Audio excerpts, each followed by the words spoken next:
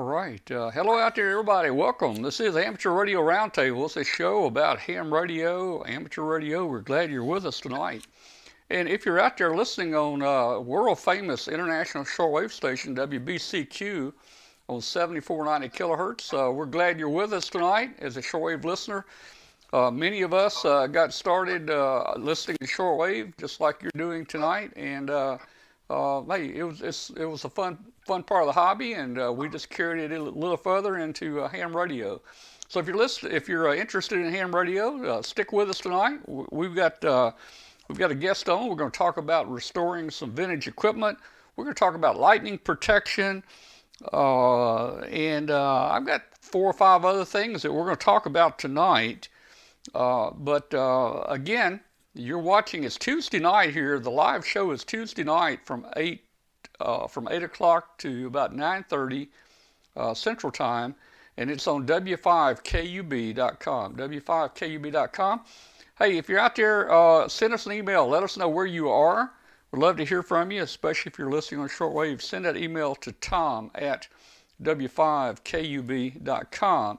Also, if you would, subscribe to our YouTube channel. I'm going to help you out a little bit right there. That should tell you general direction of where that subscribe button is. Please hit that subscribe button, and that helps us out a lot. Hit the notify button, hit the like button. All those things help us to get YouTube to help promote our show and get it out to more and more people there. If you're a person that just listens to the show, we're on just about every we're on about every podcast out there. This graphics is old. I can't put any more on here, but we're out there on iNet Radio, Google Play, iTunes. We're out there everywhere, so you can download or you can just listen to the show at any time you want to there. Again, listen. If you're listening out there on WBCQ, there's a nice shot of their new antenna up there in Monticello, Maine, and I would imagine they've got some snow up there tonight, just like that picture shows here. So we're back, and man, we've got a good show for you tonight. Stick in here with us, and let's see. Let's just jump around the room real quick. I'll tell you what. Let's get Glenn first. Glenn, can you come on, Glenn, and pop in here? Yeah, I'm here. Let's see if I can get Glenn. There's Glenn. Okay, Glenn. So what is new down in Mississippi? Oh, wait. Well, Wait a minute. Wait. I pronounced it wrong. It's Mississippi. it's Mississippi. Mississippi. What's new down there in Mississippi? Oh, not a whole lot. We're still 10 years behind you. But we're catching up. Well, you're doing pretty good, man. You're catching up. Yeah. Yeah. Hopefully, I'll be switching over to my new higher speed internet soon. I've got a nice new T-Mobile wireless connection here that runs right around 100-something meg. So I'll be switching to that soon. Well, that's good, man. You'll probably see him popping in and out, but the new cat has acclimated and has taken over the desk. Oh man. So I don't know how you're gonna deal with that, man. They're gonna take over. It's like following 3 Shetland ponies now. Yeah, They eat like it and they fill the litter box like it. So I imagine I'd hate to be the one to have to carry the litter box out. I think you need a wheelbarrow probably. pretty much, but nah, Oh man. he's really settling in. They've done great. Everybody's happy and playing and whatnot now. Only took him a week, and so he's just having a blast. He's just right here at my side, just off camera, but he'll be on before you know it.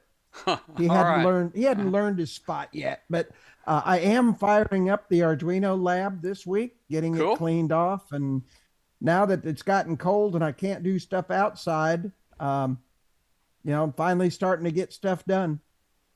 So I All should right. have some projects cranking out next week or so. All right. Well, that'll be good. We're looking forward to seeing them there. Let's jump out to where is Brett? Is it Montana? Are you out there, Brett? Where are you? It is Wyoming. Oh, I'm in South- Wyoming. Why do I get Montana and Wyoming mixed up all the time, man? They're next to each other. Yeah, and I we're guess so, man. further south. It's Katie Allen, who's a little bit Yeah, closer to Montana. She's up in north central Wyoming. I think So she's in Sundance. yeah, that's right. And Yeah. so but here in southeastern Wyoming, winter has arrived, and we can. I'm glad I got everything done last week because I can't climb the roof anymore, or I would slip and fall off and hurt myself very badly. So now I'm working on things inside the shack, and Well, one of the I'll be talking about tonight, which is surge protection, because when we get thunder snow, we need it. oh well, hey, that's a cool subject, and looking forward to that. And hey, by the way, you get the snow there. We're getting a little bit of snow here. It's coming down pretty good out there right now. I There don't know if you saw that or not. we Did you That's see got that? to be a Tennessee thing. Yeah, yeah. Did it come through? Did you see my snow? Did you see it, Glenn? Yeah, we saw your snow, but it ain't come across the state line yet. Okay. Well, this is, hey, the weather here changes just drastically all the time. This is how it was this morning right here. It was really nice and warm, and then tonight when the show starts, we get it like this. So yeah, you never know. You never know what it's going to be like here, man. All right. Well, hey, Brett, looking forward to talking about uh, your what is it? Lightning protection, surge protection. Oh, Uh, surge and lightning yeah, protection. yeah. Anything that might come down the coax. And I've got a couple of things I'll throw in too that I've done here. You've probably done a whole lot more than I have. But okay, well let's jump around now. We've got a guest on here tonight with us, Chuck Hurley, K1TLI, and I don't even know where is Chuck. Chuck, where are you, Chuck? Actually, I'm in the town of Mansfield, Massachusetts, Okay, and I'm about halfway between Boston and Providence. If you went down Route 95, be about the same distance either way. Very okay, close to the junction of 495 and 95. okay. Well, that's great. You're up there where our radio station is tonight. Well, kind of in the same state, I mean, Yeah. yeah. The Okay. Well, difference is he has real snow. yeah, right. Yeah. Okay. Well, hey, I've looked at your website there, and I saw a comment in one of the Facebook groups about you and the restoring that you do, and I thought this might be a good segment for us to talk about. I know you work mostly on the E.F. Johnson radios. You're kind of focused in on those, but the things that you do are probably applicable to any radio or pretty much any radio. So, I'm just going to kind of turn it over to you, Chuck, and tell us how you got started in restoring and how did you learn to do it and all that kind of stuff, man. Give us some background. Hey, give us some background about your ham radio, too. Well, let me see. You got 2 days? Yeah, yeah.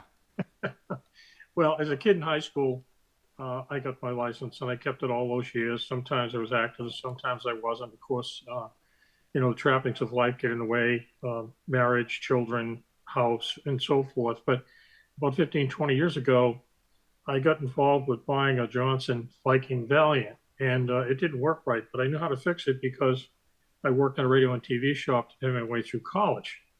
And bringing up college, I became a math teacher for 12 years. And in the process of teaching, the principal who knew I could fix things asked me if I could fix the scoreboard in the gym. When I got off the ladder, the athletic director said to me, "Why don't you do that?" That was 50 years ago.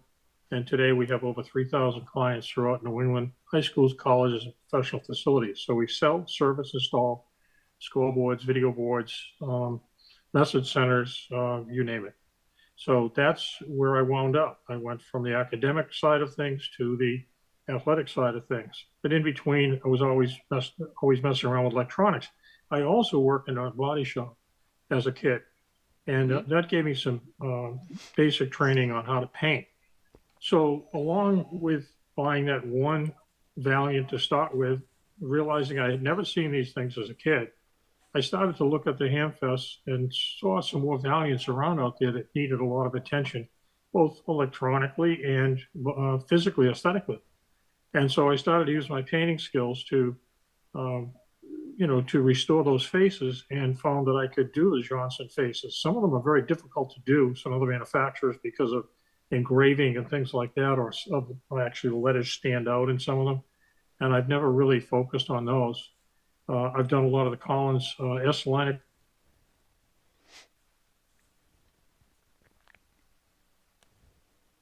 Okay, so we froze a little bit there. Well, let's see if That was the back. That was the background that got me to where I am. okay, well, And cool. so that kind of brings us up to speed. And I've been doing this, and learning as I go, and honing the skills and talking to other people. And it's interesting that every year I do 2 seminars at a ham fest up in Deerfield, New Hampshire, and it's about an hour seminar, and people come online and follow through. And I bring to that seminar the things that I'd like to bring tonight in short order, just not as extensive as that, but little things that are transferable, as Tom said, from one manufacturer to another. One of the things that I bring, and I think it's kind of dramatic, people may already know about it. You go to a place called Michael's. I'm not sure that that's a universal nationwide company or not, but it's a hobby company up here.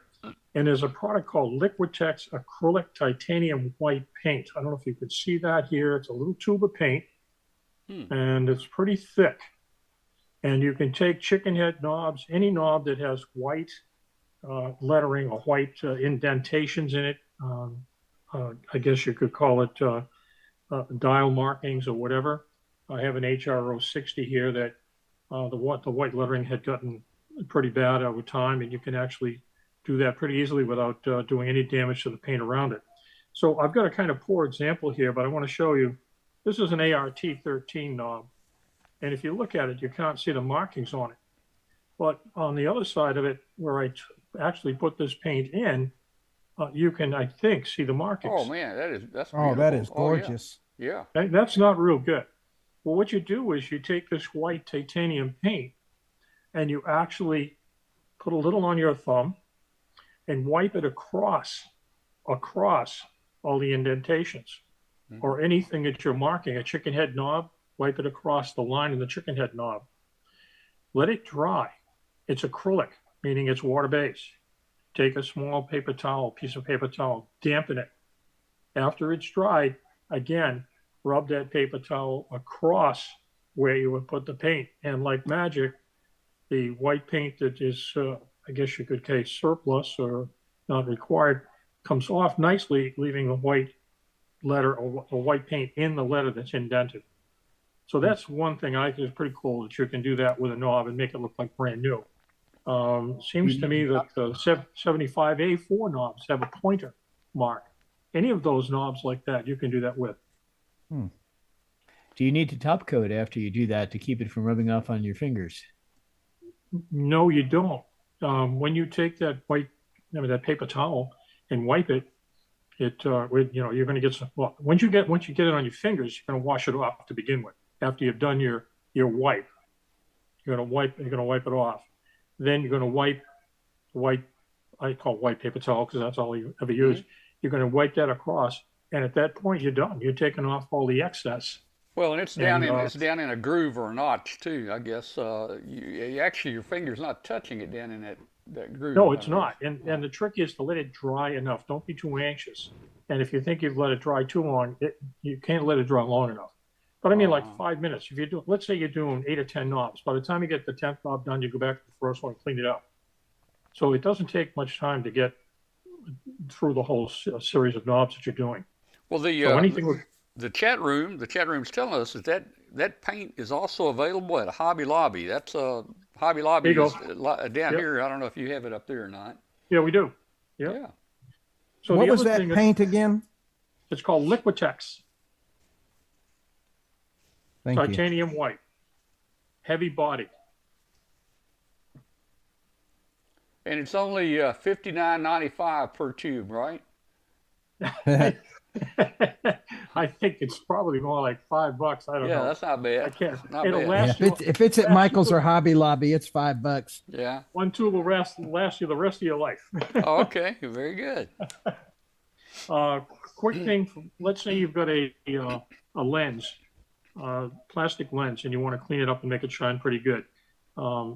this is the kind of stuff that they use on aircraft acrylic plastic windows, and it's called 210 polish, and you may already know about that. 210 plastic cleaner and polish. So Now, if you have, is that similar to what you would use on headlights on a car? You know, that get, I don't know that that's going to solve that problem. yeah. You're going to have something that's fairly clean to begin with. Uh-huh. So let me give you an example. The dial scale on a Valiant or a Ranger or any of those Johnson type equipment, they get kind of dirty over time. If you are careful, you don't want to take the silk screen side and rub it too much, or you'll rub the lettering right off. But if you take a side that's not silk screen, probably the exterior portion of the it's plexiglass, plastic is what it is, you can really clean that up nicely and make it shine and make it look like new. Go easy on the back side where the ink would have been put on, and give it a good rub on the front side. You can also do things like meter housings with it, and it'll shine them up a little bit. Now, does that have anything to do with scratches or just mainly, you know, dirty? It doesn't really take out the scratches, but they do have another product. 210 makes another product that is much more aggressive and will take scratches out. Okay. Moving right along, another thing that I use for polishing knobs, and again, this goes for anyone, or any knob rather, is a semi-chrome polish. And semi-chrome, you'll find, I believe, at Summit. You might even find it in some automobile parts, like Advanced Auto Parts or any of those kind of places. I don't know if you can really see the name there or not. It's kind of hard to get it all in one spot here. See if I can get it for you. But it's semi-chrome polish. It comes in a quart can, and it'll last you forever. Oh yeah. But look at that. You can take a knob from a 7584 Collins knobs, any of the chicken head knobs, particularly the knobs in the Johnsons, the round ones with a white pointer, and with a soft cloth, a kind of a cotton cloth. You get a good workout with your fingers getting it all cleaned up, and then buffing it up afterwards with a really clean piece of cloth. You can get some really nice looking knobs that aren't too shiny, and it takes the dull look out of them.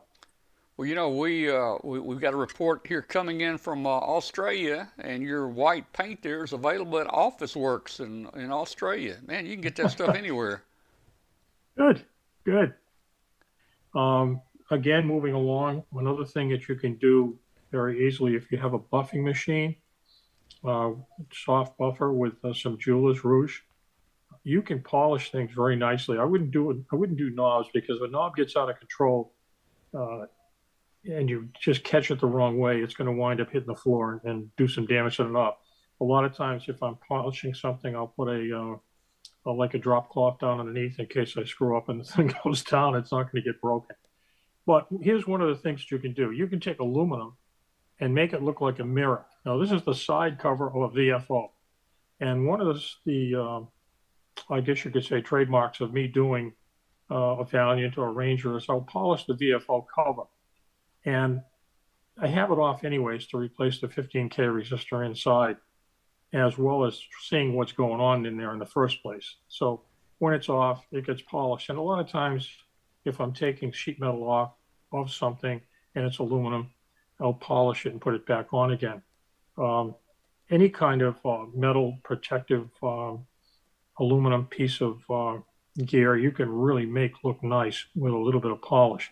So this is the side cover of a VFO, and you can see how shiny that is. You could almost shave in that. Looks like a mirror. Yeah. Yeah. So that's aluminum that's been buffed. And that's aluminum that hasn't been buffed on the other side. Not buffed really well, they put it that way. Yeah. So the other thing is, when you're cleaning up a radio, what do? I mean, I get a lot of them in that they've been in a cellar, or they've been in an attic, or they've just been out in the garage, and they're really grungy. And the worst thing you have to do is to start on something dirty to begin with. So people kind of cringe when I tell them what I do. I take a 50-50, let me start over again, a 50-50 mix of 409 and ammonia. I spray it on everything. I'll take the meters off if there's a meter there. I'll leave the tubes in there. I'll spray it on everything. And when I get done, or in the process of doing it, I'll take a brush, a small brush, and I'll work it around and trying to get all the grunge off. The 409, the ammonia, has a tendency to shine the aluminum a little bit to begin with. Then when I get done, I have a hose outside and hot water. I'll hose it down, and I can see that people going, "Oh God, this is awful. Can't do that." Well, most of the time with a transmitter, you don't have too much trouble. With a receiver, you have to be very careful. You get in some of the IF cans and things like that, you have problems. But the transmitter is pretty simple to do. Once that's done, then what I'll do is in the summertime, I'll first blow it off with shop air, and then I'll set it out in the sun. And I'll keep rotating it around so it gets dried out really well. In the wintertime, I have a kerosene heater, and actually will put the radio on like a milk carton, if you wish, milk crate, and set it so that the heat hits it perfectly and let it dry out quickly. So the trick is to get it dried out as quickly as you can. Now you got something nice and clean to work with, and it makes a whole lot difference, a lot of difference in the appearance of it. So those are some of the things that I do that I think are transferable to just about any piece of equipment. Well, Chuck, you mentioned washing them down. Back in the '60s, when we were starting to get on 2 meters, we were using the old taxi cab radios. They weighed, 50 pounds and had tubes in them. And there was a guy here that restored them, and he made them look brand new. And he would actually put them in the dishwasher and clean them in a dishwasher. And I thought that's kind of weird, but it worked out well for him. Well, even today with what I do for business here, we have circuit boards that get corroded, and I actually take them outside and run them under hot water and with a brush clean the corrosion off around all the ICs and whatever else is covered with corrosion. And it's amazing how quickly the greenies will go away, and you can get it to operate very quickly. Get it dried out, and it'll be operating, and just reseal it with some clear coat. All right. Well, sounding good. We're learning a lot tonight. Well, let me show you a couple of instances here. I know Okay. I don't want to run over here on time because I know generally speaking people have questions, and I'd Sure. like to answer those questions, but maybe that what you see will spur some questions. So if you'll give me a second here, I'm going to switch the camera around Okay. and walk to a couple of spots here. There we go. All right. Oops. You're back. Yeah. There you go. So this was an old Challenger that a gentleman wanted to have repaired. I don't know if you can see it there very well. Let me see if I get down to the level where you can see it. You can see how nice the knobs look, how they shine, and the pointers. Is that clear enough? Yeah, it's pretty clear. Okay. This guy was 80 years old. This was his novice rig, and he wanted it fixed. So go over here to a dust kilowatt. And this was in a garage, and mice had been living in it, Oh, no. and everything in it was corroded. There's 3 different chassis in here.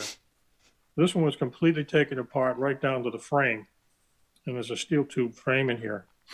And then everything was all put back together. So every nut, bolt, wire, socket, everything was taken off. And then I took the cabinet, and again, the skills that I learned, painting in an auto body shop came into good use here. And it's a really pretty unit. When you take the cover off,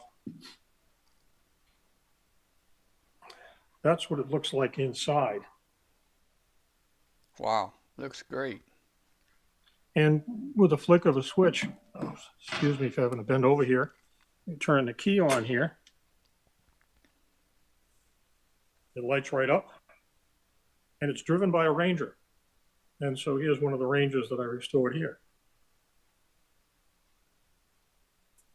Now you see the Ranger with the clear coat face and the cabinet. I have another one that's, I think, better than this. This was several years ago. But that's the dust kilowatt. Runs very, very well. The ones that I have done the most of are the Valiants. And here's one here that's been done. Again, you can see the reflection. Actually, you can see me in the reflection, my legs anyways. Yeah. And someone would say, well, why do you do that? Why do you clear coat it? I don't have the perfect situation here where I can paint and have no dust nibs get on things. So a way to cure that problem is to get everything done, including a silk screening, and then hit it with a clear coat, wet sand to clear coat, buffs out any of the nibs and gives you a really beautiful finish. And the cabinet is done the same way. Now, hey Chuck, I got a question. Do you sometimes the writing on the front panel is bad? Do you actually silk screen new writing on these things? That's all new graphics. So that what I've done is I've stripped it down to bare metal Uh-huh. and then primed it with 3 coats of primer. Actually, I actually spot putty the spot wells ahead of time to get the surface absolutely smooth. And then it's primed and then blocked. And in this case here, you'd paint the entire face gray and then turn around. You can see how it would be silkscreen maroon. That's one color. And then it would be silkscreen with the green, the logo, and all of the markings on around the dials. And then once it comes back from having that done, I'll clear coat it. Moving on to another one of my favorites to restore, and I've done so many of them, is a Johnson 500. Yeah. And I don't know that, let me get back a little further here so you can see it a little better. So, There's your Chuck, Johnson let me 500. ask you something, Chuck. I don't know if it's going to work or not. Can you turn your phone or camera sideways, and maybe we can get a Sure, I wider can. picture? That look Let's better? see there. Oh man, now we've got now we've got Okay. I, a full. my hand's in the way. Yeah, it is. It is. There we go. Oh man, beautiful. Yeah, love Okay, it. there you go. Now you got the whole picture. Yeah. So I just got to get my hand out of the way here. All right, let me get it. Here we go. There's a little time delay here, so when I move, I don't see exactly what you see. Yeah. So and I see a little arrow here. I'm not sure what that's for. Oh, that's probably my cursor Okay. there. Oh, here you go. Yeah. And so you'll see the power supply down below here. Uh-huh.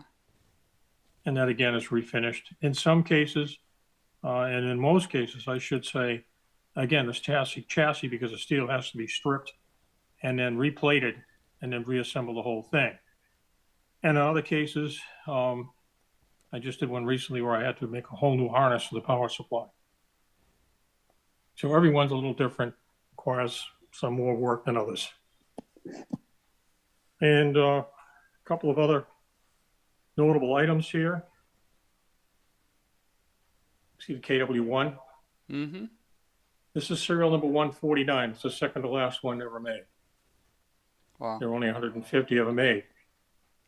And the ones to the left, for anybody that's been in the Air Force or the Navy, you might recognize the URC-32B.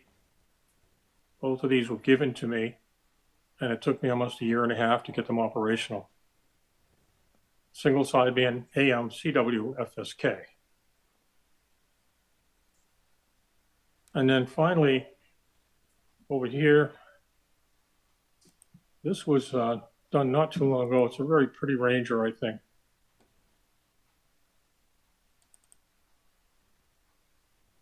And you can see all the knobs shine. Bright new pointers. I mean, if I had time, I could tell you how to make pointers. I could walk you through it verbally. It's much easier when you see it done.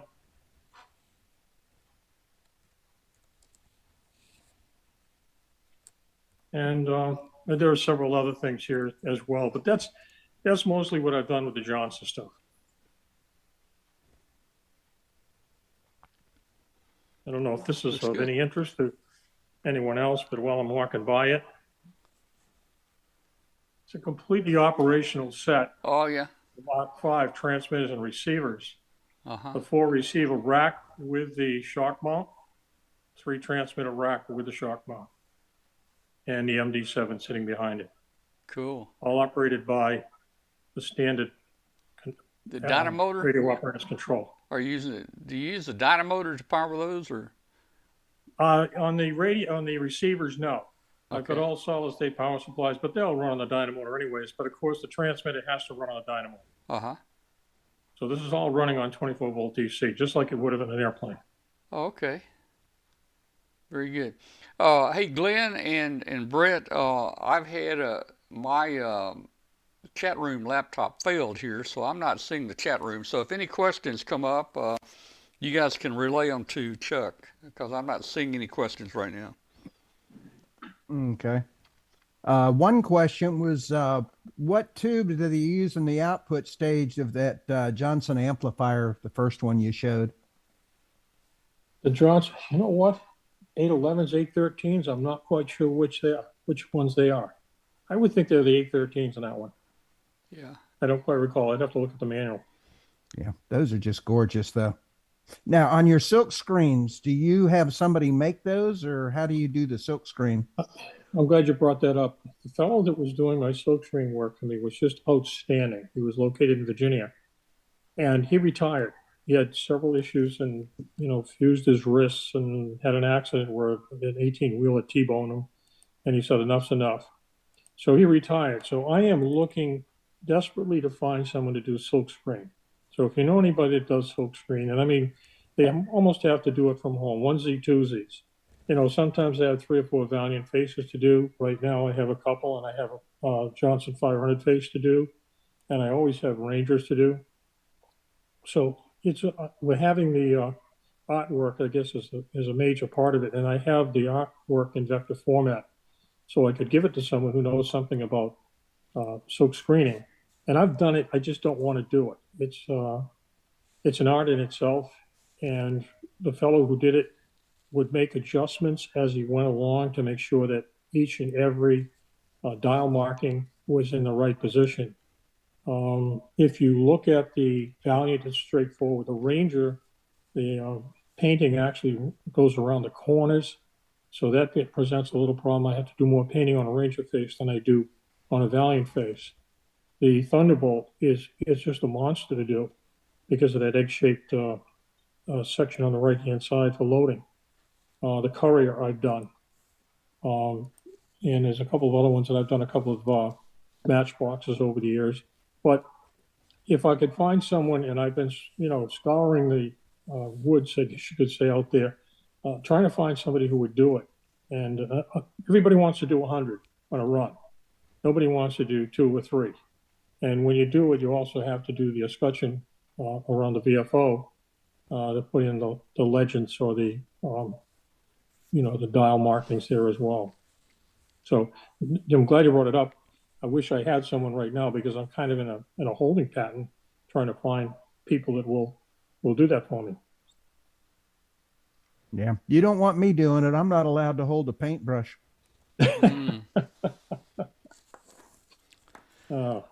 Well, hey Chuck, that's some great looking radios there you've restored, and it looks like you're working on more than just E.F. Johnson. Now, I know you've got a website that you show a lot of your E.F. Johnson equipment. Let me see if I can get that website up, and we're going to show everybody if they want to go there, they can go there. Let me see if I can pull it up here. If they go to just Johnson Radio Restore RESTO.com. That's Johnson RADIO RESTO.com. They can see some of the photos and radios that you've worked on here. You got a photo gallery in here. Oh, look at that! Look at that wiring harness right there. Oh man! I mean, that brings back memories. That's a 500 power supply wiring harness. Yeah, and I mean, hey, there you go. You're stripping it down to like nothing, man. I mean, there's a lot of bolts and nuts, and there's a lot of stuff here. Oh, that's a pretty kit to shame. That's a pretty front panel there. Looks like a 5R4 maybe rectifier tube there. That looks cool. That's gorgeous. Yeah.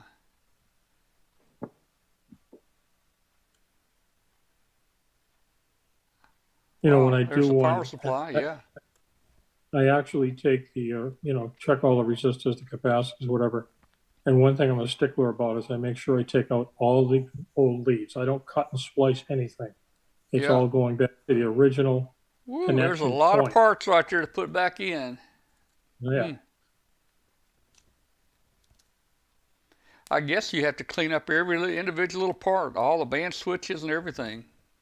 That Pretty would much. be that would be some tough Mm. work here, actually. Hmm. Yeah, when I Well, get through, and I look at the time I spend, I'm working for about $5 an hour. woo. Yeah, Yeah. Wow. I think that's just the case. It's just nice to get it done and look right. Yeah. that's the key. Is when it's all done, you look at that thing and say that's probably better than it came off the showroom floor. Right. Yeah. And I like nice things, and I like them to look nice. And if someone were to walk into a room and had one of the radios in here, it would almost be a conversation piece because they do look nice. Mhm. Mm-hmm. Absolutely. Oh, you got several links to different model Johnsons here. Oh, beautiful, man. So I guess obviously you can't just keep all these forever. You must have to sell some of them, right? Yeah, I do two or three, and then I just kind of sit back and wait for somebody to call and say, "Hey, I want one." Yeah. So I got one on the shelf, fine. I don't push it; it just evolves, and it's easy. Do you find that there's a lot of collectors out there that are collecting the Johnson stuff? Yeah, there are. And one of the things you see in these photos is you see the tubular caps in there, like they're done in the old days with the cardboard tube. I actually have those made so that they look like the originals, but not so much because they look like the originals, so much as they fit in the real estate allowed to put them in. And, rather than having two separate capacitors and you don't have quite enough room to sandwich them in, I have them done like that so they physically fit back in and look like they were there originally. Mm-hmm. Johnson Viking Ranger 2. Gorgeous. Looks brand new, It brand does. spanking new there. Yeah. Hmm. I don't have the patience. Well, wow. Hmm. But interestingly, you should talk about the power supply cable and building those up. I've got a couple of Heathkit rigs, and one of them is an HW101 I just recently picked up that's planned to be restored. And it did not have the power supply cable. And believe it or not, there's a guy on eBay that's selling brand new um, kits to make that cable. So I don't Nice. know if you might be able to find some of your stuff Yeah. on eBay. Well, Yeah. Chuck, I had some of the same experience growing up as you. I mean, before before college in the Air Force, as a teenager, my uncle was in TV repair, and I worked on a lot of stuff there in the TV repair shop. That was 50, 60 years ago. But Glenn, back then, I mean, it was like having your own Radio Shack, man, working in that TV shop. And I home brewed a power supply for the HW100 I had, and I think that Heath power supply has a octal plug on the back, if I'm not It mistaken. does. It's not an octal. It's like an 11 pin Oh, really? Well, I built one, but I on the just use, 101. it was real easy just to put an octal socket in there and take the octal. I mean, you could find plugs in TVs that would fit that, or you could even take a tube base off and That's pretty much what they were, was and tube yeah, bases. and use it, and so yeah, I kind of miss the home brewing, but but I've never spent the time to refurbish and make stuff look new like this stuff. Well, the nice part about having an opportunity to talk to people about doing this is every once in a while, and tonight I already picked up a little something from Glenn about, cables online. I wind up making my own cables and wind up taking a sheath from another cable and then pulling wires through to make it look like an original. And it's a lot of work, 500 to do that. And someone recently in a seminar that I had at Nearfest here in fall said, I want to say it's a lacquer pen, lacquer.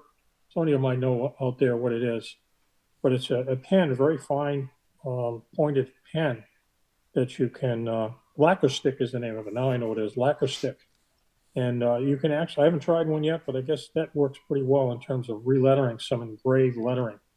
And apparently you can put it on and then wipe it off pretty easily. And it would work on some of those finely engraved type of indentations that you couldn't normally use.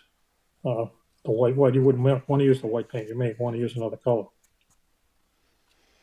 Well, all right. Well, hey, so, Chuck, thank you very much for sharing this with us tonight. It was a great segment. I think most of the people enjoyed it. There were a number of questions and comments that came up, and we know where to find that paint now. We can get it in Australia and everywhere, man.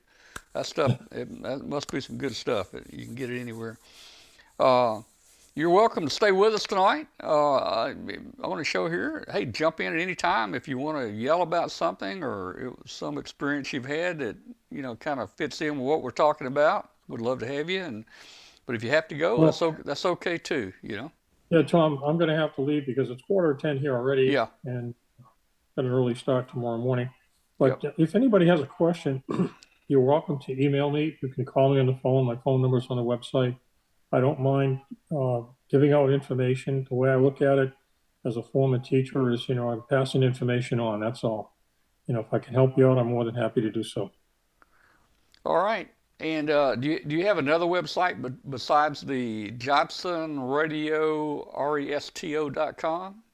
Well, the other one I have has to do with my business, and I Oh, don't know if that's of any interest to anyone, but but you do have one on QRZ, right? I I'm good on I QRZ. think. Yes, Yeah, you're good on QRZ if people need to get in touch with you and so forth. right. In fact, Yeah. I think on QRZ, I think the link to these your pictures or your photos on your QRZ page also, if I'm not Let me mistaken. ask a question here. Yeah, go ahead. Okay. Um, are there any books or anything that you know of out there that somebody could get to learn how to do this kind of a restoration? No, I'm not aware of anything.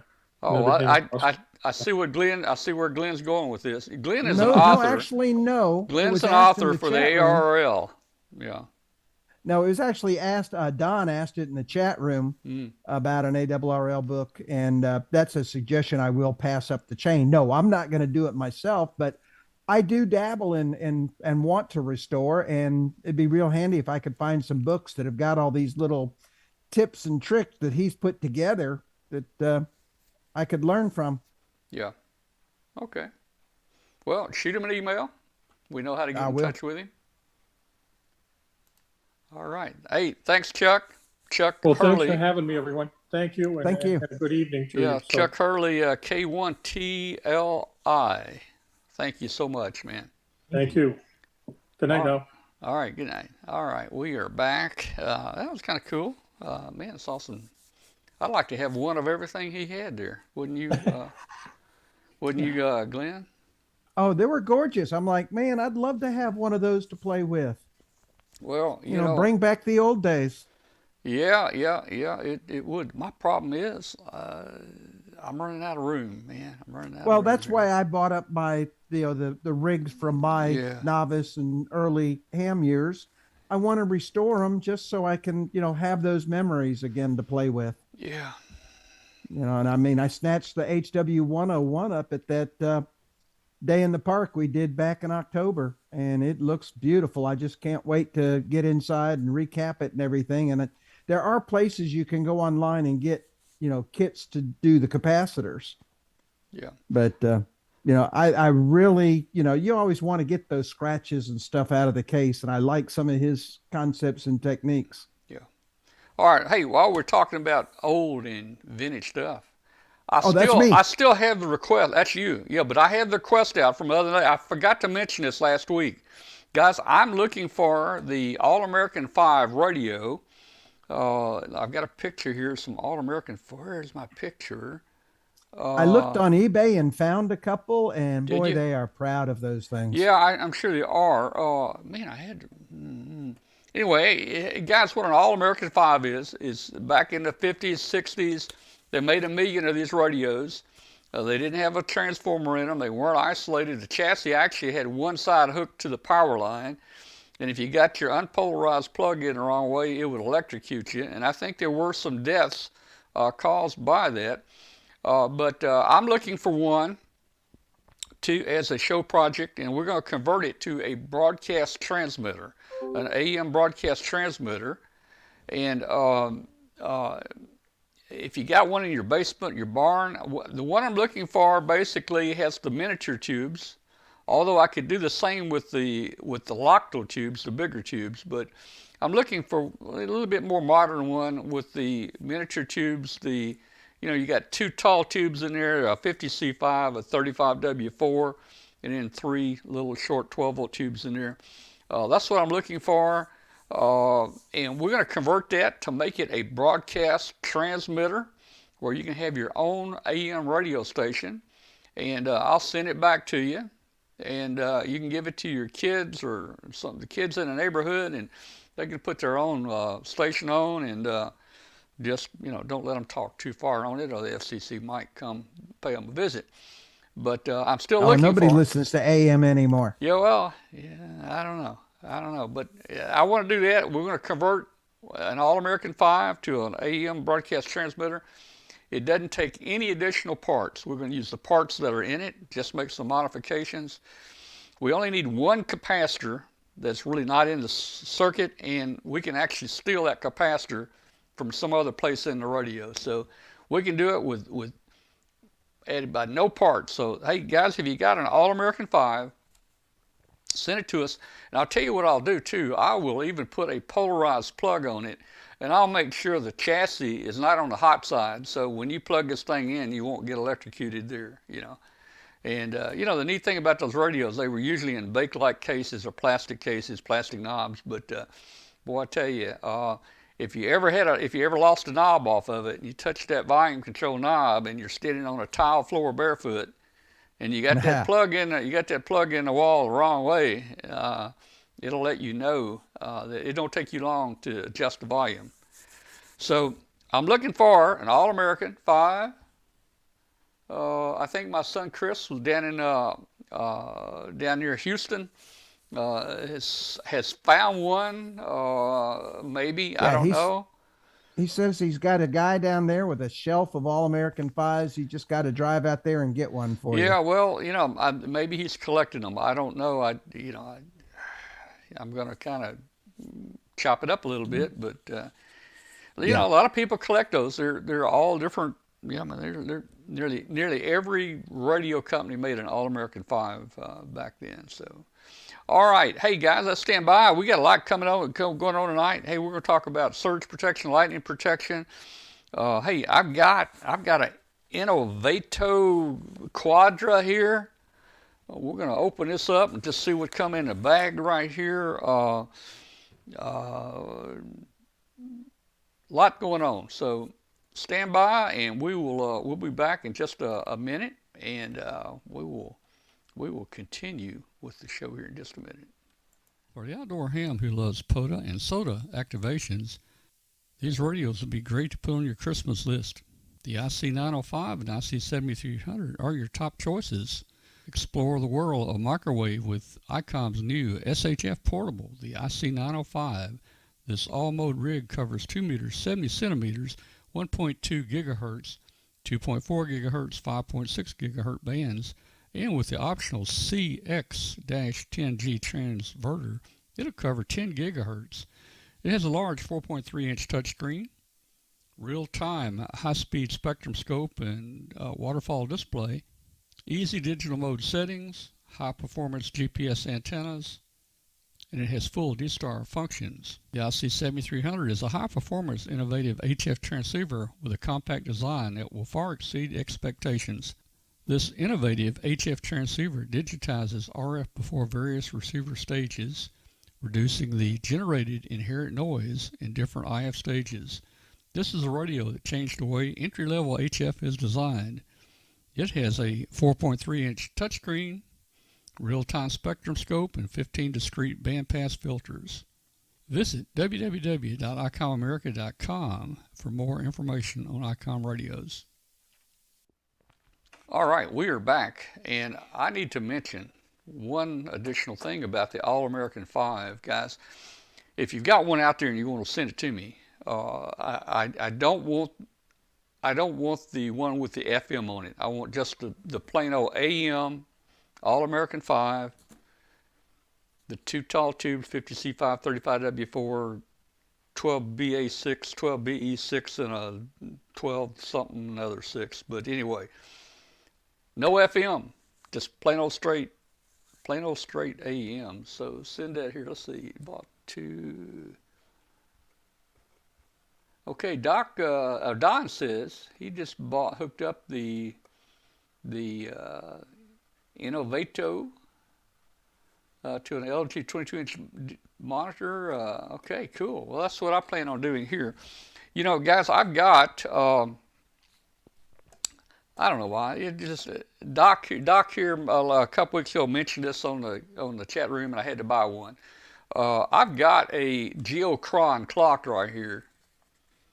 This is a Geochron clock that basically, you know, puts the clock of the world map up on their thing. And I don't know, never had used it much. I used a time or two, but these things are about $300 or $400. I won this at Huntsville. But the Innovato with the Geo clock and everything on it, they're running about $50 or less. So we'll talk about that a little later. Let's jump over and talk about some lightning protection, surge protection, and so forth. And I know that Brett protects all his stuff there. So Brett, come on in here, man. What do you got going at your house for protection? Good evening, Tom. Yes, we get a lot of lightning here in Wyoming, and so it affects anything that you attach to an antenna with coax that goes outside. And so one of the things that I do is protect every one of my radios to make sure that make sure the input stage doesn't get blown out by a static charge or lightning or anything, anything else that might come down the coax and affect it. And so what I'm going to talk about tonight is what you can do to do this. And by the way, this is not only handy for base station radios, it's also handy for mobile radios because mobile radios can pick up a static charge too. Hey, I just got to interject 1 second there. One year we were driving to Dayton Hamfest, and we were north of Nashville, and the lightning was hitting the ground all around us, man. And my buddy had to reach under the dash and unhook the antenna from his mobile rig. Man, that's the first time I ever seen that done. Mm-hmm. Yep. There we go. Okay. Yes, you do have to do that sometimes. As a matter of fact, even your tires making contact with the road can build up a static charge on things. And you just, the radio, the input stages of radios are sensitive and you don't want them blown out.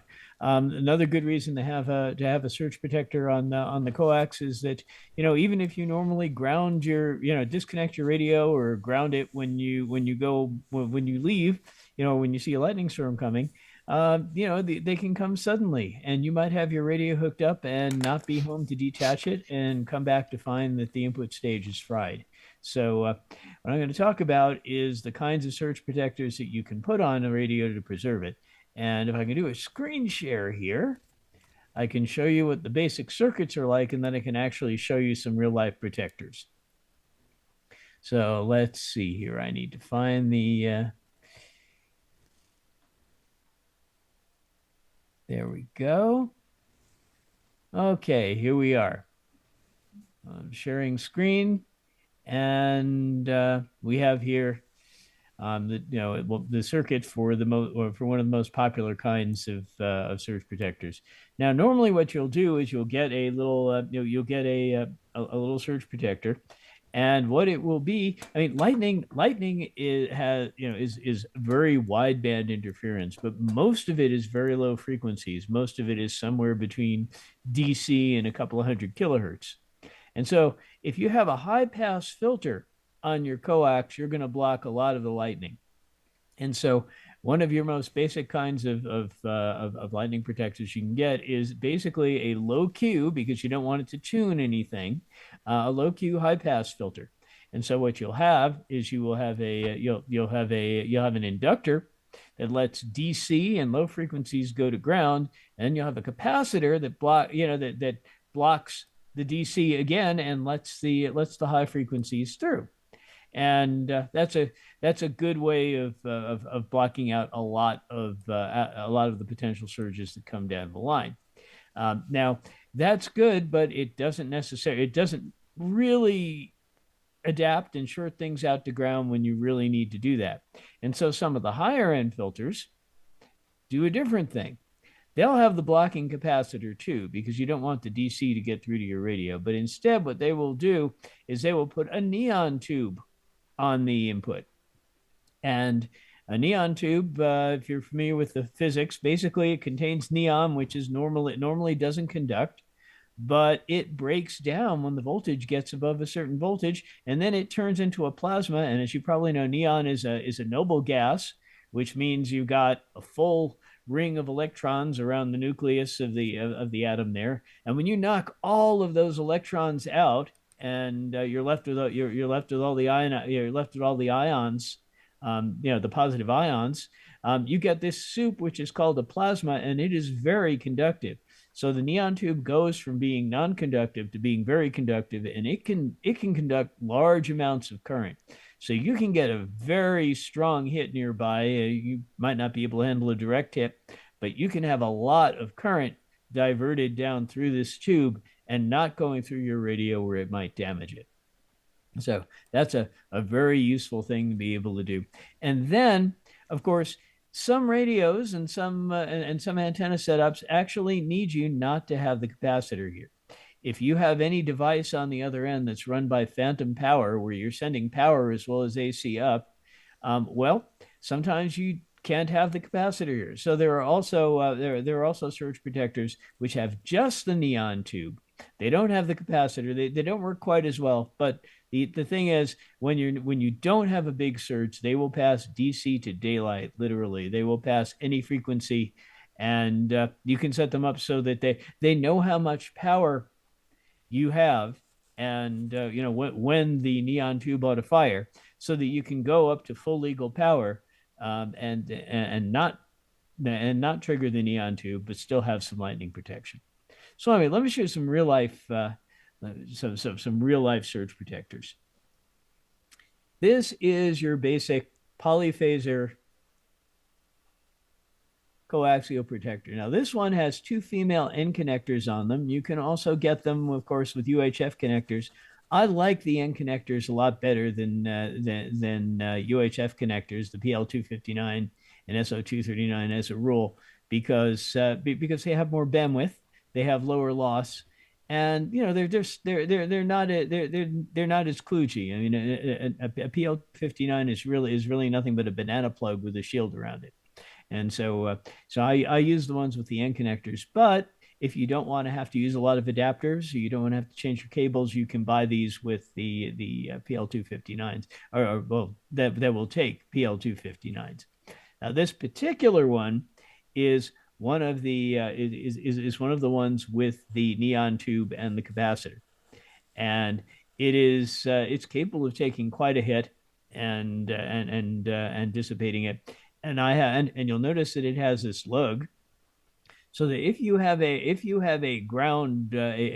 good ground plate in your shack, which serves as the ground bus for everything, and you've grounded that very well to stakes on the ground and to the electrical system of your house, you can bolt this on and it will conduct a lot of current to ground. So this is a very useful thing to be able to do. Now, another kind of protector that you may see around a lot, and this is the other kind I was talking about. This is a neon tube only protector. This one doesn't have the capacitor in it. You'll see that that it says Pacific Wireless on it, but there are lots of brands of this. They're pretty much all made in China, and then the people who sell them in the United States will put their own brand on them, but most of them are really the same. There's a ground screw on the bottom here. You've got your connectors on the end. Again, these are end connectors, and inside this little cover here, which you can see unscrews, you have this little pill, which is the neon tube. And I'll show you what the neon tube looks like. I don't know if you can see it very well. I'll try to, it may defocus when I try to bring it close to the camera. But this little pill is a neon discharge tube. And you can calculate the voltage that you want this to fire at. Now, of course, power is V squared over R. So what you do is you just make sure that the amount of power that you intend to transmit um, doesn't trigger the neon tube. And so if you have, so if again P equals V squared over R, so you multiply, you go ahead and work the equation. You take your power, you multiply by the resistance, and take the square root, and you can find out what voltage you need, and then you can get the right little pill to insert in that protector to do that. Now, here is another protector. This is one that works up at microwave frequencies, and this is the kind that has a capacitor and an inductor in it. And if you look inside it, it's really fascinating to see what they did in here. This is also a polyphasor brand protector. What they do is they have the capacitor is basically this plate here that sits in there and has a little bit of dielectric and screws in here so that it snugs up right against this plate, which is the center pin output. And then there's a little spiral coil around the outside here, and I don't know if you can make this out. That is the inductor, and that goes to ground. And so between the two of these, this one is actually meant for higher frequencies. This is meant for like 2 gigahertz Wi-Fi. So this would be good on something like an Arden node. And so this one is very handy if you're going to have outdoor Wi-Fi of some kind. And again, that all works very well. I have these on my mobile rigs, again in the car, and also I use a mobile rig as my VHF and UHF base station. And I have one of the ones I was showing before. This one, I have one of these on my HF rig. Now, you always want to have a protector with the minimum frequency range that you need for your radio, because that way you get the best possible protection. And so the companies, and this includes here's the chart from Polyphasor. You can find this on the web. It shows the frequencies that they work at. And so I'm going to hold this up because that way I don't have to screen share again. It shows all of the frequencies that they all work at. So you can pick one that's VHF or UHF and VHF, or HF and say maybe HF and 6 meters, and pick the one that's right for you. And so you can protect just about anything with these. And I strongly recommend that you do it, because I've lost radios, unfortunately, to static charges, and I don't want to have any more expensive mishaps like that. So are there any questions? Well, I don't see anything in the chat. Yeah, maybe we'll get some questions in a minute. I'm going to go to a split screen here. You may have to move over to your left, to your right. Just there you go. There we are. So I'll add a couple things here. We're talking about surge protection. Lightning doesn't always come in the antenna. It can come in other places too. That is very true. And I've experienced both. I have been, when I had a 80 or 90 foot tower up, I've been hit before. It takes the rotor out. It takes a lot of stuff out up there. But anyway, years ago I went to just wire antennas, and we had a storm here one time, very severe storm, and we got a really close hit. Now, I always keep my antennas disconnected from the radio. That makes a lot longer gap for them to jump, to get to the radio. And so the antennas are always disconnected, but they were always plugged in. And I had a phone patch, and it was connected, but the antennas are off. And you think, okay, I'm safe, Now, in that neighborhood, all the power and everything is underground. But,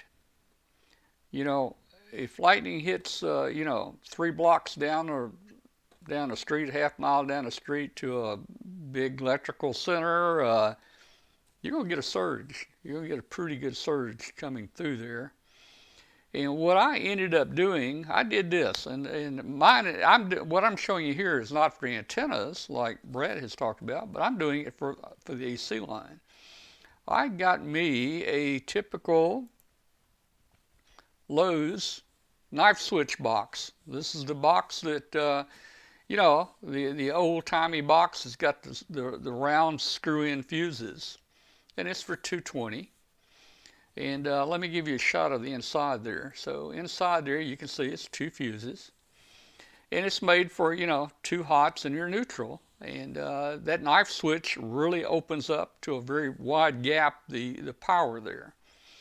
So I built this up, put it under my desk, and I bring my 110 volts in to the switch, and I'm actually switching and I'm fusing both sides. I've got the hot on one side through one fuse. I've got the neutral through one side and one fuse. And when I'm not operating, that knife switch is down, and I think it gives me a lot better protection on the AC side of getting a big surge, coming through the power lines. But you get a very close surge, and I don't care what you've got. Now, I don't think in this case it would jump through my knife switch, but before I put this on, there at my home, when that lightning hit, I had a wiring antenna went across the house. I noticed that the wiring antenna was gone. I went outside, and all I found was little 3-inch pieces of it laying everywhere, all up and down the driveway. And it did some damage. Again, like I said, we have underground electric, but hey, it took my home intercom out. It took my cable modem out. The internet and the TV cable out. My pickup truck was actually in my garage with the garage door closed. It took out my truck. Now, it also blew. I had a little keypad on the side of the garage door, where you can open the garage door. It blew the keypad off the wall there, and my truck wouldn't start. And that lightning was close enough that it took out. They had to replace the dealer had to replace every computer in my truck to get it going.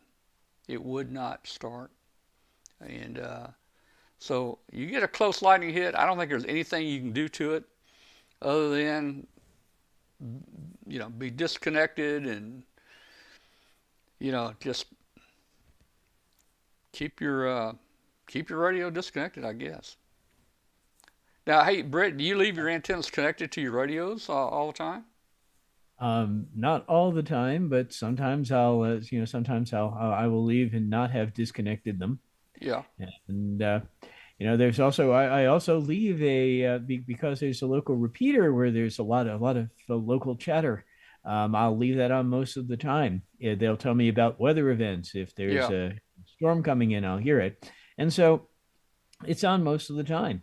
I will disconnect it if I know that a dangerous storm is coming. But even so, it's I might miss that.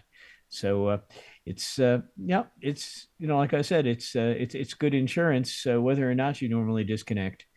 And by the way, Tom, you're absolutely right about the surges coming up the power line. That's a whole different thing. But behind me, you can see I've got a picture of a whole house surge protector, and I don't know if you can really see it. It's made by Eaton. And one of the things that I do for surges that come up the power line, because they do damage things, is I put this on the breaker panel of my house. Yeah. And this does a real good job of just protecting everything in the house. Yeah, and I've installed one of those here also at the breaker box, but I just wonder, is it 100%? I don't think anything is 100%. I don't think a surge protector at your breaker box can protect everything in your house. All this sensitive electronic equipment, it don't take much, man, to damage it. Nothing is 100%. Yeah, And some of the surge protectors can actually be dangerous. I read recently about a ham who had a garage full of wonderful old equipment that was restored, and it burned to the ground because he had a faulty surge protector, yeah, one like this. And by the way, this is a sort of public service message to anyone who's watching. If you have an APC brand surge protector that looks like this, it wasn't well publicized, but there was a recall of these. They have metal oxide varistors in them, yeah, and yeah. it turns out that after taken a surge, well, they began to leak. And they're supposed to burn out harmlessly, but they weren't well fireproofed inside these surge strips, and so they actually set fires in people's houses. So Yeah. if you have anything that looks like the surge protector that you see behind me, um, go ahead and take it out of the circuit, cut the cord, let Snyder Electric, which bought APC, know about it. They will send you a free new replacement that's safe. Yeah. Now, That's something cool. else that hasn't been talked about here, and we don't deal with this as much anymore, and that's phone lines. Well, Um, well, hey, but hey, Glenn, let me just sorry to interrupt here, but the hit I'm talking about, I said I was underground. I mentioned I had my phone patch hooked up. It actually took the audio circuitry out of my Kenwood HF rig. It came it actually came in the phone line because the power was unhooked, I think. So it must have come in through the phone line, and of course my radio was grounded. So you can see phone line, good path to ground right there through that radio. oh yeah, I had a Hayes smart modem literally blown off the table because the phone line was still connected, Yeah. and they have a carbon block out on the Yep. place where the phone line comes in, but over time that will wear out if you continually take strikes. And that's what had happened. And it came in and it literally blew that 300 baud modem across the room. Yeah, there were So, back Yeah. in the day, a lot of surge protectors had phone jacks, and they provide you with surge protection for your phone line.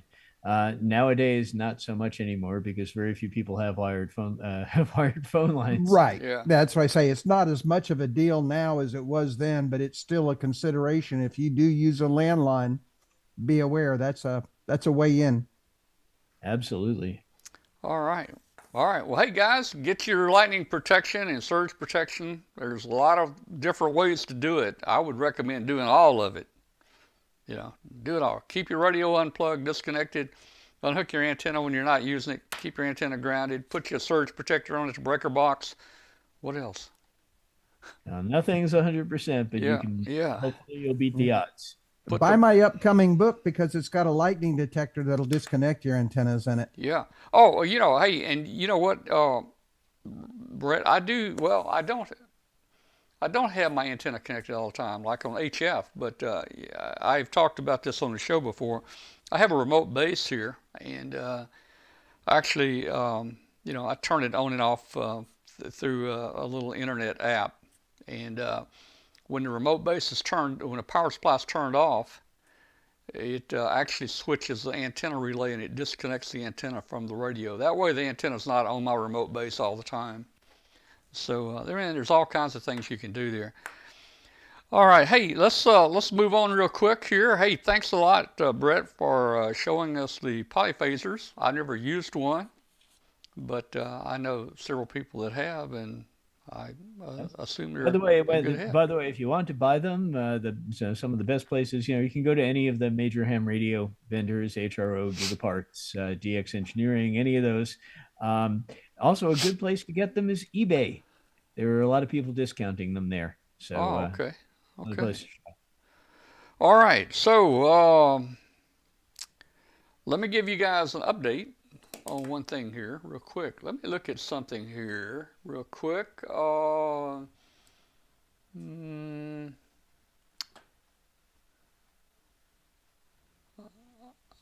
well, I don't have it pulled up, so I won't do it. I've got a couple snapshots and pictures here I'll show you. Um, oh, hey, I forgot to show this on the show with it tonight.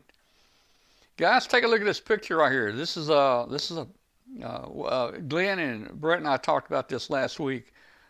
would you climb that tower? You got a piece of what is that? A piece of heliax or something that they've got uh, tied around the leg with some baling wire there. That's a good way to hold it together. Uh, and one leg is kind of rusted out. I'd say, wouldn't you say it's kind of rusted out? Yeah. Yeah, just a little bit, But I mean, and Brett noticed that it looks like that's on the ocean there, so it's probably some salt water there. So either that antenna just didn't have a very good galvanized coating on it, or it's pretty old. But that that leg is missing there, and the only thing holding that leg together is that hard line. Man, woo! I think I'd at least put some stainless steel hose clamps around it instead of that yeah. baling wire Well, you there. look at that other leg, and it's just about as badly corroded. Yeah. Oh man, I So, I tell you. mean, that tower's fixing to go the other way here real soon.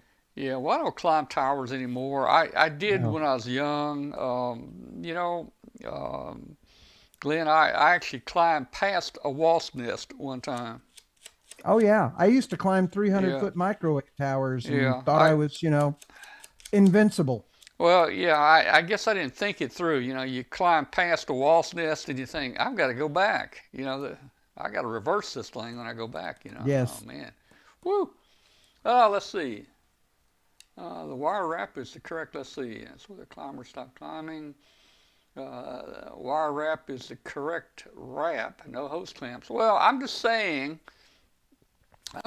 Right now that wire wrap. I mean, that may be the correct way to do it, but to hold that tower up, that wire wrap, it doesn't have much strength right there. If this thing starts kind of putting a little torque to that, right there, and I, I, If you I, I just welded some rebar to that thing, it'd yeah, fix it like new. I tell you what, yeah, I think duct tape would be stronger than that. Take some duct tape, wrap it around there about 8 or 10 turns, right there below the brake and above it.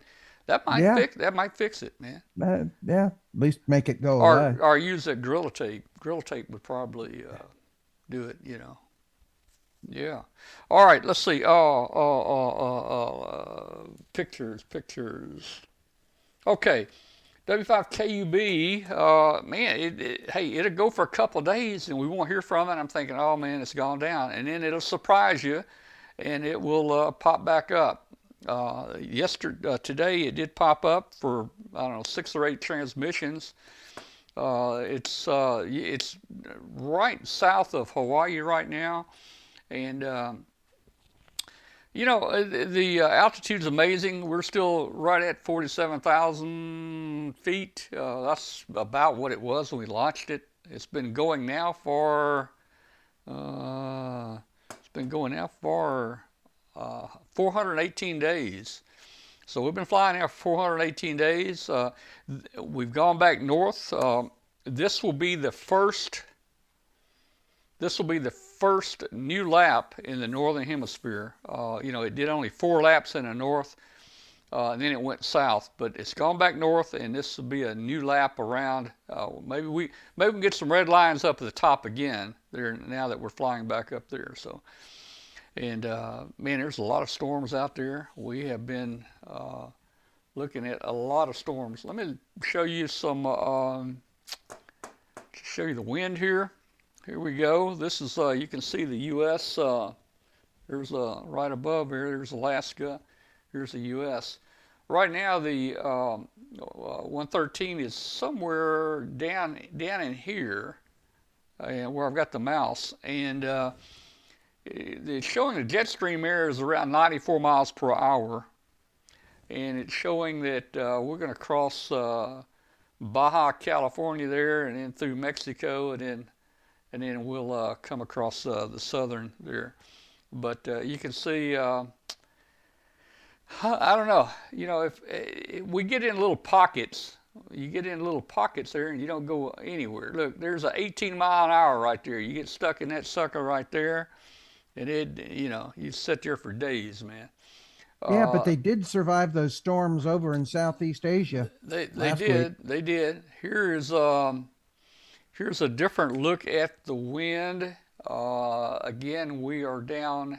Well, there's Hawaii, so we are we're somewhere just south of Hawaii. It's somewhere right in here. 56 mile per hour. It's saying right there. Let's look at high cloud tops real quick. Let's see, cloud tops. Let me click cloud tops. There we are. Now there's cloud tops. You can see, boy, back here to the west, there was a lot of storms back there. And let me tell you, those cloud tops were pretty high. For instance, right there, look at that. Let me see if I can get it on there. Let me get it on there. Look at there. Look at that cloud top right there. 49,000 feet. We're only flying 47,000. So it came right across through here. It bypassed all these storms. Now I'm a little worried. Well, I think we'll miss this one over here.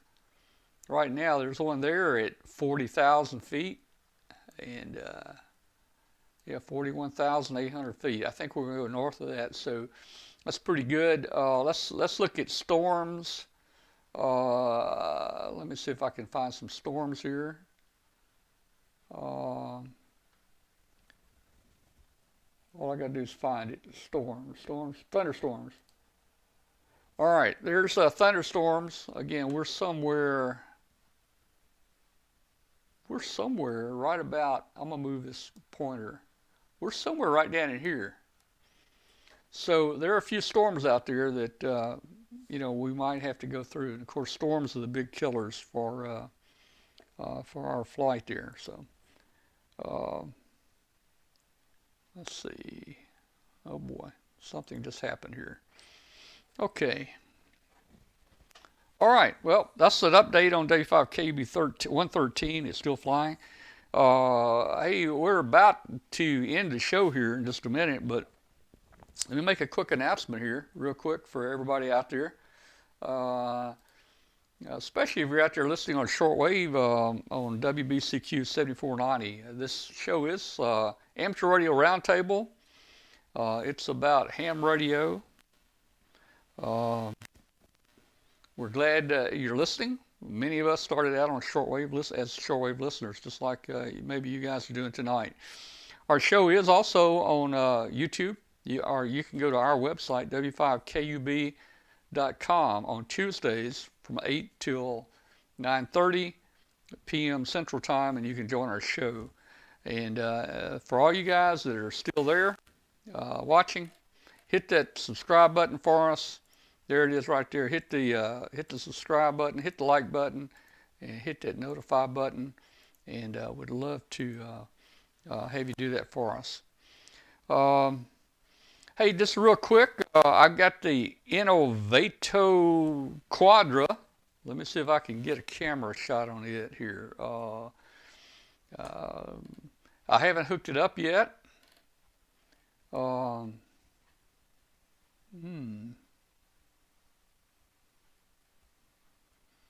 Seems like some of my camera shots went away.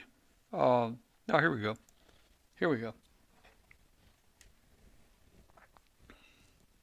So let's see what comes in the package here. If I can get this adjusted here.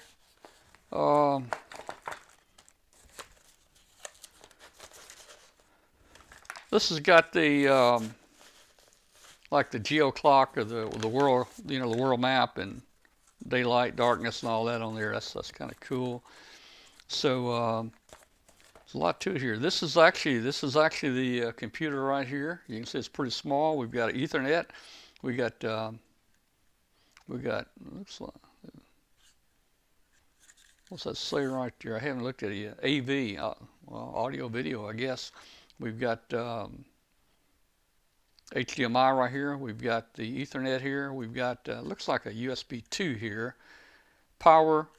And then here we got a blue one. We got a USB 3 here, and it's a pretty neat little device right there. It comes with HDMI, and it comes with your standard little USB cable here, I guess to plug in here into the little power pack. This is a 2 amp, 5 volt 2 amp. All right, and then we've got another we've got, looks like a power cord here, but it goes USB. So I'm not sure about this. Not sure. Is that right? Let's see, 5 volt. Then we got another power pack here, a 2 amp power pack here for it. And Glenn, you might be interested in this. Look, it came with a little keyboard. Why don't you look at this keyboard right here, man? This is a neat keyboard, man. Look at this. Look at this keyboard. Let me see if I can turn it Cute. on. Let me see if I can turn it on.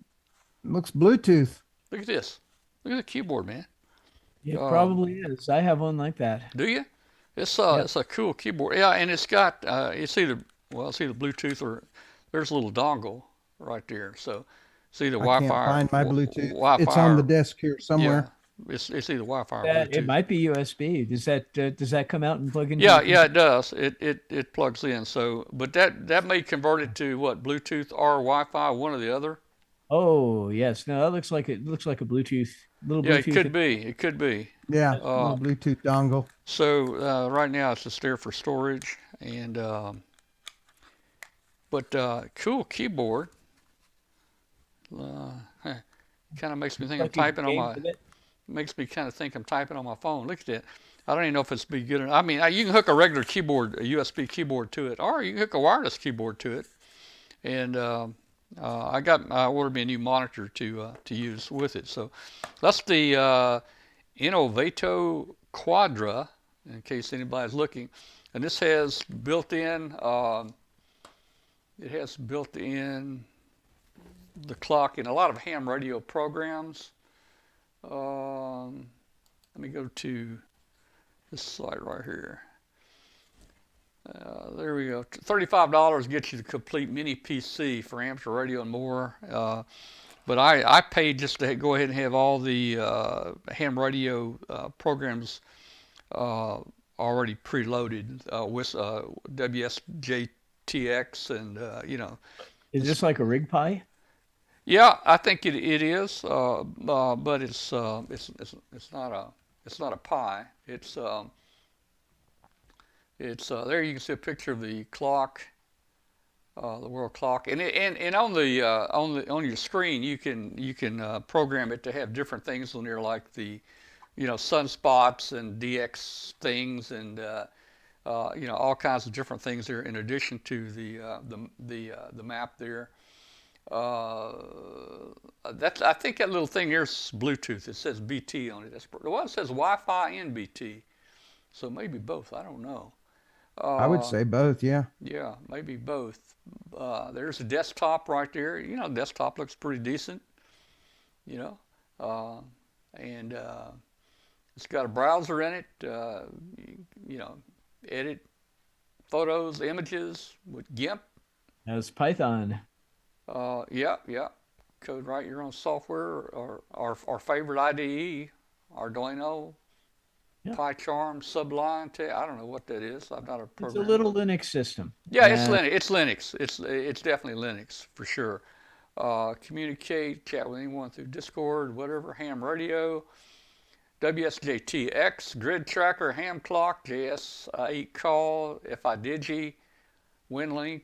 It's got all that in it. There are your specs right there. It's a 8.6 quad core ARM. oh, it's okay. It's an ARM. It's an all-winner. Yeah, Yeah. this is basically a pie from those Yeah. specs. Yeah. 2 gigabytes of RAM, 16 gigabytes of ROM, 100 megabit Ethernet. It's got Wi-Fi. It's only got the 2.4 Wi-Fi. It looks like you can upgrade it if you wanted the 5 gig stuff. A micro SD slot. You can put a micro SD slot in there. I failed to mention that while ago. I was looking to see where it is. Well, I don't see the slot anywhere, but it's here somewhere. Anyway, but there's no need to put that in there unless you just want more storage. USB ports. It's got 2. Bluetooth. It's got an included upgrade kit. HDMI. Power, size, heat sink. They say it runs a little warm, so I've got a little fan. About that size. I'm gonna probably set it on a little fan. Enclosure is included. If you compare it with Raspberry Pi, here's the Quadra price. There's the Pi price, 35 versus 45. The case here is included, where it's not with Raspberry Pi. Heat sinks included. SD cards not needed. They send you cables where you'd probably buy them if you bought the Pi.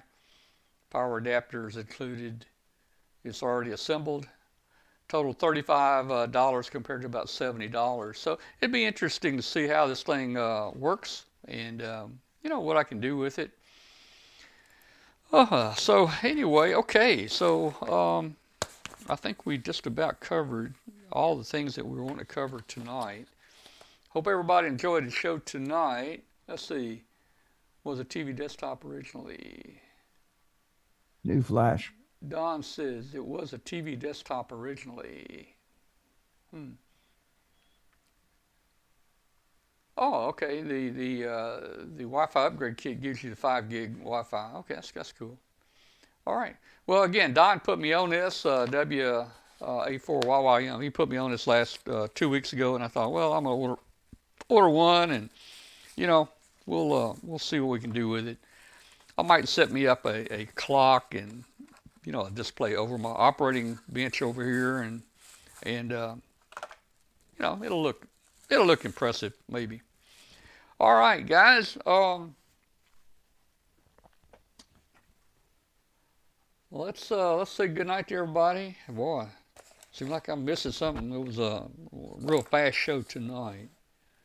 Yeah, it did go by quick. Yeah. All right. We'll see you guys next week. Good night. 73. That's Ham Radio Talk. Good night, folks, and we'll see you next week. Thanks for being with us.